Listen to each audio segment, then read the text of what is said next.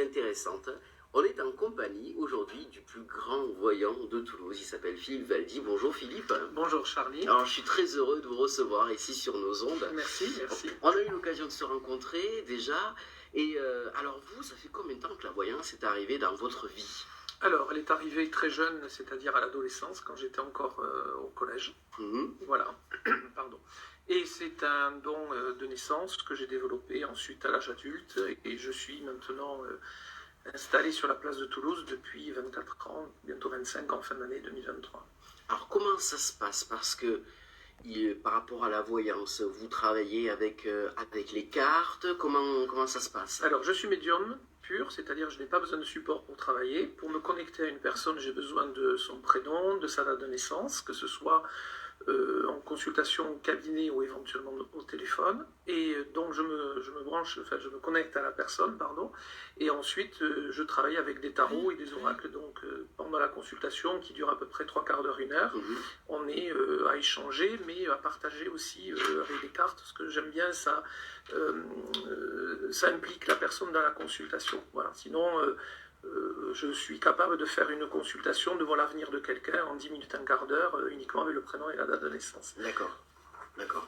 Et vous, en fait, on peut travailler sur n'importe quel chapitre de notre vie? Ah oui, tout. Ah oui, le travail, la santé, le domaine sentimental, qui est très très demandé actuellement. Et on peut faire également du recrutement en entreprise, on peut faire de l'audit en entreprise, on peut aider les chefs d'entreprise dans l'orientation professionnelle ou le changement de trajectoire de l'entreprise. On peut travailler complètement dans tous les domaines et avec toutes les catégories socio-professionnelles également. Et c'est ce qui fait aussi la richesse de mon métier. Alors c'est drôle parce qu'on pourrait se dire qu'un chef d'entreprise, d'une grande société ou même parfois des politiques, sont assez pragmatiques et fermés, alors qu'en fait pas du tout. Pas du tout, pas du tout. Ils viennent en règle générale en début d'année parce que c'est là où ils prennent pas mal de décisions sur, encore une fois, leur orientation professionnelle.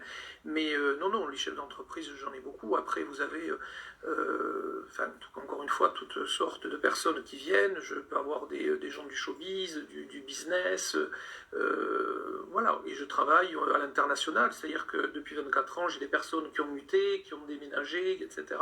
Donc on le fait maintenant par téléphone par rapport à l'étranger, mais les chefs d'entreprise sont très présents en voyance, oui, de plus en plus d'ailleurs. C'est vrai qu'avec les crises, on pourrait se poser des questions. Mais bien sûr, vous avez également les politiques qui viennent aussi en période de présidentielle ou de municipale. Bon, ce sont des consultations un petit peu entre guillemets cachées, même si je suis tenu par le secret professionnel. Mais ceci étant dit, on voit tous les domaines et on voit toute personne. C'est ça, encore une fois, qui fait la richesse de mon métier.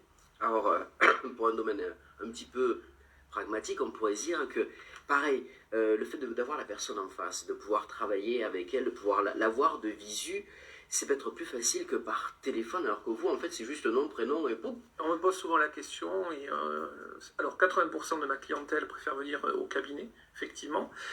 Certains pensent que je vais cerner plus la personne si elle est en face de moi, alors que pas du tout, parce qu'avec ce don, on peut travailler très facilement à distance, et la qualité d'une consultation est la même, que ce soit au cabinet ou par téléphone. D'accord, donc on peut être à l'autre bout du monde, vous appeler.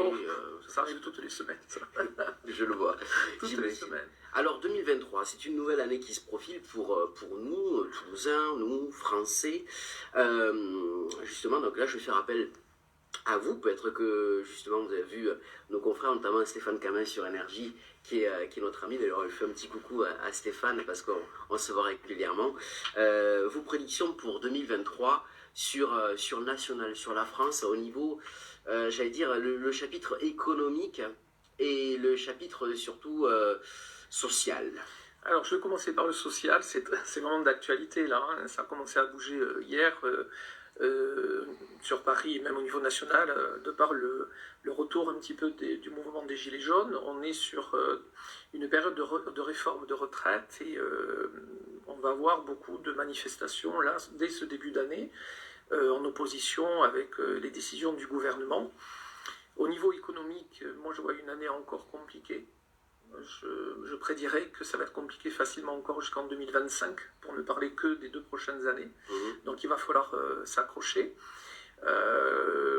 Je dirais qu'il y a quand même, d'un point de vue pouvoir d'achat, des entreprises qui vont faire pas mal d'efforts tout au long de l'année 2023, parce qu'il y a beaucoup d'entreprises le vois au niveau de mon activité, qui reprennent pas mal depuis l'an dernier quand même. Je pense notamment au secteur aéronautique, je pense aux compagnies aériennes, où je vois qu'en 2023 et 2024, les Français vont de plus en plus voyager, ce qui nous amène à une année 2025 où l'aéronautique sera bien positionnée, et pour moi, les choses vont rentrer dans l'ordre au niveau des compagnies aériennes. Mais il nous faut encore 2 ans. Et donc, je vois ces chefs d'entreprise commencer dans l'année à soit donner de la prime, si vous voulez, soit augmenter un petit peu les salaires. Donc, ça va reprendre tout doucement, mais il faut encore nous accorder 2 ans. Maintenant, par rapport à la réforme des retraites, je vois très clairement que ça ne va pas du tout passer. Et donc, on va avoir pas mal de manifestations sur janvier, février, même mars. C'était la question justement que j'allais venir justement par rapport à ça. Oui. Là, il y a une opposition que je sens très ferme de la part des Français, à tort ou à raison, parce que moi je ne juge pas, je suis là uniquement pour dire ce que je vois et analyser. Comme je dis souvent, moi je reste apolitique, mais ça va être très compliqué, oui, effectivement. Alors justement, on parle du retour des gilets jaunes là depuis hier, notamment avec les fameuses manifestations qui reprennent. Est-ce que vous voyez le mouvement rester statique ou alors au contraire prendre de l'ampleur, notamment avec le pouvoir d'achat? Non, moi je ne vois pas un mouvement comme il a été en 2019. Ça reste effectivement statique. Donc moi j'ai pas d'évolution. Je vois pas le pays paralysé comme on l'a eu en 2019.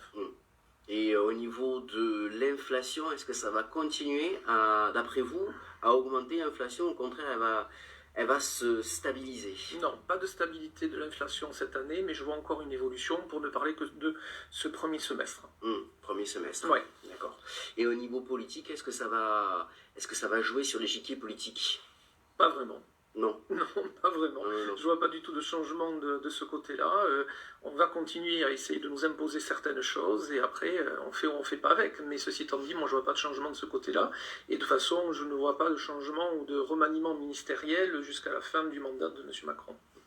Et au niveau santé, on a vu notamment ces jours derniers la reprise du Covid en Chine qui fait très peur. Est-ce que c'est quelque chose qui risque de venir vers chez nous, au port de l'Europe, en Europe, en France? Non. Moi, je vois pas de... Il faut qu'on apprenne sur les prochaines années, de toutes les façons, à vivre avec ce virus, ça c'est clair. Et je pense qu'en France, on commence bien sérieusement à vivre avec et à s'y habituer. Il faut être prudent encore, ça c'est sûr et certain, on le rappelle systématiquement. Mais je ne vois pas d'évolution en France et je ne vois pas effectivement une augmentation importante des contaminations liées à ce qui se passe en Chine actuellement. Voilà. Mais ce qui se passe en Chine actuellement par rapport à la Covid, c'est pas gratuit non plus. Oui, bien sûr. C'est le point de départ. Donc voilà, enfin, moi je l'analyse un petit peu, mais je veux dire, il y a un message là de l'au-delà par rapport à ce qui se passe chez eux. Mais en France, au jour d'aujourd'hui, moi j'ai en image comme des boucliers qui fait que ça rentrera pas. Mais il y a encore de la Covid en France, il faut être prudent, mais on va de plus en plus apprendre à vivre avec, comme depuis des années, voire des décennies, on vit avec la grippe. Oui, voilà, c'est ça. Voilà, donc même si on est par moments un peu trop, je trouve, affolé par les médias, parce que quand il y a besoin de nous faire prendre conscience, on remet des images sur les chaînes d'infos avec des hospitalisations, des gens sous assistance respiratoire. On a besoin, avec les infos, de nous choquer quelque part pour prendre conscience, mais moi je trouve qu'aujourd'hui, en 2023 en tout cas, on apprend de plus en plus à vivre avec ce virus. Il faut être plus prudent. Il faut être prudent, il faut faire attention. Oui. Et comme on fait attention dans des périodes de gastro-entérite où il ne faut pas se serrer la main, il ne faut pas s'embrasser, comme on fait attention chaque année avec la grippe. Il faut faire pareil avec la Covid. Voilà, ouais, ça c'est dit, ça c'est fait. Dans un sujet un petit peu plus léger, 2023, c'est la Coupe du Monde de rugby. Alors, est-ce que vous voyez la France, parce que bon, c'est quand même notre pays, avoir une belle place sur la Coupe du Monde de rugby? C'est un sujet un peu plus léger, mais bon. Alors, moi je vais le prédire un petit peu différemment. Déjà, le Stade Toulousain. Oui, proche de nous, bien évidemment. Proche de nous, on est Toulousains et fiers de l'être. Donc le Stade Toulousain, il va être tout à fait en haut du classement. Donc pour moi, on va avoir une très très belle saison là, donc pas de problème. En revanche... Première place ou... Première place, ici. Première place, ici. Ils ont le niveau. Par rapport à la Coupe du Monde, on sera... moi, j'hésite à vous prédire soit la demi-finale, soit la finale, mais je ne suis pas convaincu qu'on gagne. Déjà, demi-finale, finale, pas mal. C'est une bonne chose. C'est pas mal. En plus, on reçoit la Coupe du Monde à Toulouse. C'est ça. N'est-ce pas? Donc, on va avoir quand même de beaux on va avoir de beaux matchs à venir. Ah oui, oui, tout à fait, oui. Tout à fait. Et d'autres points de vue général, il y a d'autres choses qui vous viennent sur 2023? L'Ukraine. Je n'osais pas en parler. Oui, l'Ukraine. J'ai pas encore de conciliation entre l'Ukraine et la Russie. Je vois pas ça encore. Ça va être très compliqué jusqu'à l'été. Hein. On va y être encore.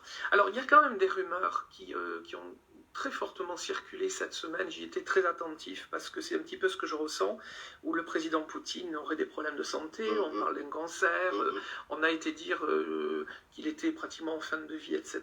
Alors moi, je ne peux pas prédire s'il y a un cancer, mais je vois quand même dans l'année 2023 un homme affaibli. Donc ça veut dire qu'il y a quand même quelque chose à la base qu'on nous cache par rapport à son état de santé. On verra si c'est ça qui déclenche une trêve. Mais je pense qu'à l'été, il y aura un événement, entre le printemps et l'été, parce que je vois les beaux jours, il y aura un événement sur la Russie qui fera que on va y arriver, ça va s'arrêter. Ça va s'arrêter. On l'espère le plus rapidement possible. Oui, parce qu'il y a un impact à la fois, bien sûr, économique, mais il y a surtout, et je le constate au cabinet depuis presque un an, hein, puisque ça a démarré en février 2021 maintenant, je vois un effet psychologique quand même sur les personnes. Donc même des clients que j'ai depuis 20 ans sont plus angoissés. Je travaille beaucoup avec les agents immobiliers. Il y a une baisse considérable également, hein, parce que les personnes aujourd'hui sont devenues frileuses, et donc avant d'acheter une maison, un appartement, fait un pas en avant, puis deux pas. Moi, j'ai des personnes qui me demandent si au niveau des banques, il n'y a pas des banques qui vont fermer. Voyons, ça va jusque-là, donc je les rassure. Quand la Russie a déclaré la guerre à l'Ukraine, on m'a demandé si on n'allait pas avoir une troisième guerre mondiale. Hein. C'est grave. Hein. Donc, les gens ne sont pas bien par rapport à ça. Vous pensez justement que ça va rester le conflit sur l'Ukraine et les pays... Non, moi je ne vois pas de troisième guerre, je ne vois pas de bombe atomique, je ne vois pas tout ça. Maintenant, on a quand même un président Poutine qui est acharné, on ne va pas arriver à le calmer de toute façon. Je parlais d'un problème de santé, même de toute façon, s'il y arrivait quelque chose, ce que je ne souhaite pas, hein, encore une fois, mais je veux dire, même s'il y arrivait quelque chose, il serait très vite remplacé, donc ce n'est pas un problème de santé ou un décès qui va changer de toute façon la donne. Oui, parce que bon, après là, c'est le lieutenant, entre guillemets. Ah oui, il est très très bien entouré, et puis il les a très bien formés. Oui, j'imagine. Vous avez déjà une idée de qui pourrait éventuellement remplacer M. Poutine? Absolument pas. Non. Non, ce sont des gens que je ne fréquente pas. Bizarrement d'ailleurs. Non, je ne sais pas. Non, je suis incapable de vous dire quoi que ce soit, et puis je ne me suis pas penché plus que ça sur les types de Poutine. Mais en tout cas, où c'est qu'on peut venir vous retrouver sur les réseaux sociaux peut-être, ou votre site internet pour pouvoir... Il y a un site internet, bien sûr, qui est le www.valdi-medium.com. Je suis sur Instagram, je suis sur Facebook, voilà, je suis très présent sur les réseaux sociaux. Et après, mon cabinet est au 9 rue d'Austerlitz à Toulouse, plein centre, au quartier Victor Hugo. Juste à côté du marché. En face. Juste en face du marché. J'ai les fenêtres qui donnent en face du marché Victor. D'ailleurs, vous êtes tellement bien situé, on voit bien le marché, c'est magnifique. Ah, complètement. Voilà. Mais en tout cas, Philippe, on aura à cœur de vous recevoir. Merci pour cette invitation. Ça a été un dimanche matin. Oui, alors c'est une première pour moi en 24 ans de carrière ça change. De faire une émission dimanche matin. Ça change, c'est ça qui est bien. Hein? Non, je suis content. Il faut de la nouveauté, moi je dis, c'est très très très important. Et une petite question entre nous, est-ce que vous voyez une évolution sur Radio Axe Sud? Oui, complètement, oui, bien sûr. Très bonne année 2023 et un développement je regarde le président. C'est le président. Et un développement de la radio, oui, complètement, oui. Sans aucun problème d'ailleurs. Mais même au-delà, même sur 3 ans, ça continue à se développer avec pas mal de nouveautés. Parce que je vous vois très créatif et donc vous allez proposer plein de choses encore cette année en nouveauté à la radio. Quelque chose qui risque d'arriver à partir du mois prochain, mais ça, on en dira plus. Moi, je dirais mars. Mars, il y a la nouveauté sur Radio Axe Sud. Écoutez, on fera le bilan dans quelques temps ensemble. Eh bien, je reviendrai avec grand plaisir. Merci pour cette invitation. Merci et bon dimanche à tous. Et à très très vite. Merci.